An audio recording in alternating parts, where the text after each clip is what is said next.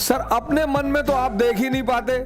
अगर हम हार जाएंगे तो लोग हंसेंगे, बिल्कुल हंसेंगे। सर तुमने वो जो सोचा कि उनके मन में क्या चल रहा है, आप जीत जाओगे तो सजदा भी तो करेंगे। तुम सिर्फ ये देखो कि तुम्हारे मन में क्या चल रहा है, दूसरों के मन में क्या चल रहा है।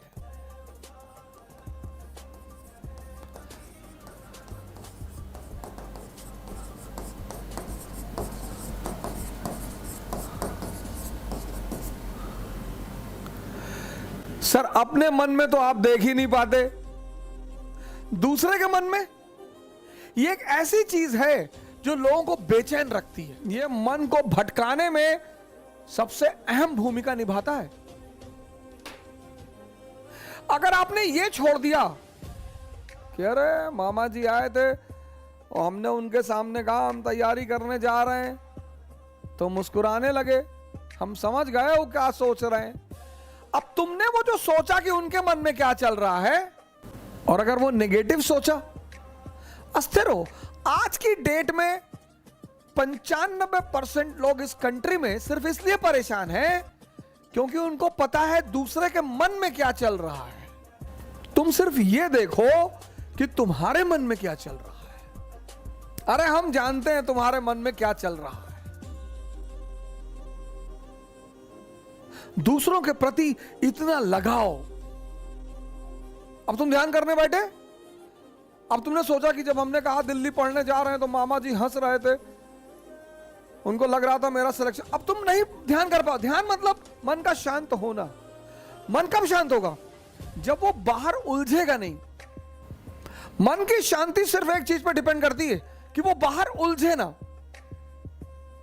बड़े सारे स्टूडेंट, आज मैं 6 बजे शाम को एक वेबिनार ले रहा था कि मेरे घर वाले, एक खान साहब थे, उन्होंने हमसे कहा कि मेरे घर वाले समझ ही नहीं पा रहे हम क्या करना चाहते हैं। भैया ये तुम्हारे घर वाले नहीं, सबके। और खासकर मिडिल क्लास फैमिलियों में जब उनके बच्चे बहुत बड़ी बड़ी बातें करने लगते हैं तो आमतौर पर मां बाप डर जाते हैं कि डिस्टर्ब हो गया है। ये छोड़ दो सर। सर ये चीज छोड़ दो, आपके जीवन की 50% दिक्कतें खत्म हो जाएंगी। दूसरे के मन को पढ़ने की कोशिश मत करो। सुल्तानपुर बस अड्डे पे, सुल्तानपुर एक डिस्ट्रिक्ट है यूपी में, वहां के बस स्टेशन पे एक लड़की खड़ी थी। उस लड़की के सामने एक लड़का खड़ा हुआ था। तो लड़की एक बैग उस लड़के के पास गई और उसने एक लड़के को एक तमाचा मारा खींच के।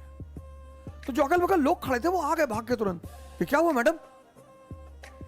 बोली ये 10 मिनट से मुझे घूरा जा रहा है।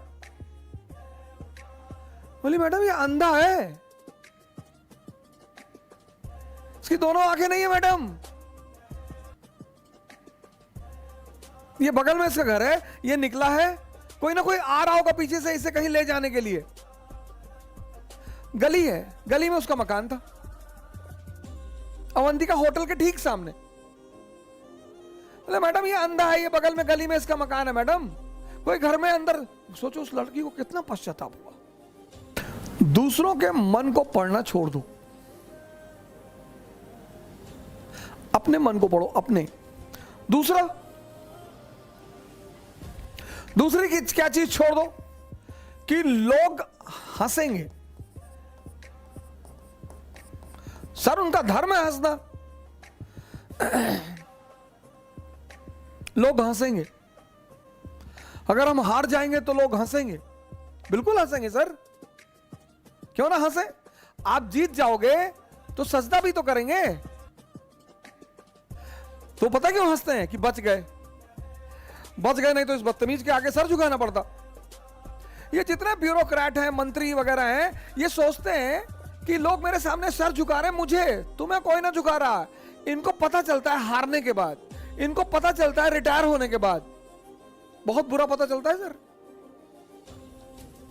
ये जितने पद के द्वारा शक्ति वाले लोग हैं, पद, सर जब ये हार जाएं तब आप इनसे मिलो, जब ये रिटायर हो जाएं तब आप इनसे मिलो। कोई नहीं दिखाई पड़ता सर, कोई दिखाई ही नहीं पड़ता। लोग हंसते इसीलिए कि बड़ा चौधरी बन रहे थे, गामा बन रहे थे, कूद रहे थे। उनका हक है सर, उनका धर्म है हंसना, उन्हें हंसना ही चाहिए। और उस हंसी में एक ऑक्सीजन होती है सर। जब आप कोई काम करते हो और नहीं कर पाते और चार लोग आपके सामने बैठ के हंस रहे होते हैं, तो आप उस समय फील करो कुछ अंदर ही अंदर एक्टिवेट होने लगता है कि अच्छा, वो शक्ति है सर, वही ऑक्सीजन है। कुछ लोग रोने लगते हैं, कमरे में बैठ के रो रहे हैं, हमारा ऊपर हंस दिए, हम प्रीति हमारा नहीं हुआ, हमारी चाची और चाचा सब लोग मेरे ऊपर हंसने लगे। बड़ी अच्छी बात है सर। अगर लोग आप पर नहीं हंसेंगे तो आप मरे हुए हैं। हंसना चाहिए लोगों को, इससे नहीं डरना। तीसरी, एक बहुत खतरनाक काम लोग करते हैं, बहुत खतरनाक। समय काटते हैं। बहुत से लोग दुनिया में हैं जो समय काटते हैं। अरे भगवान, समय तुमको काट रहा है हर पल, तुम क्या समय को काटोगे? समय काटते हैं, समय। मैंने बड़े सारे, सर ये गलतियां तो मैंने भी की हैं सर।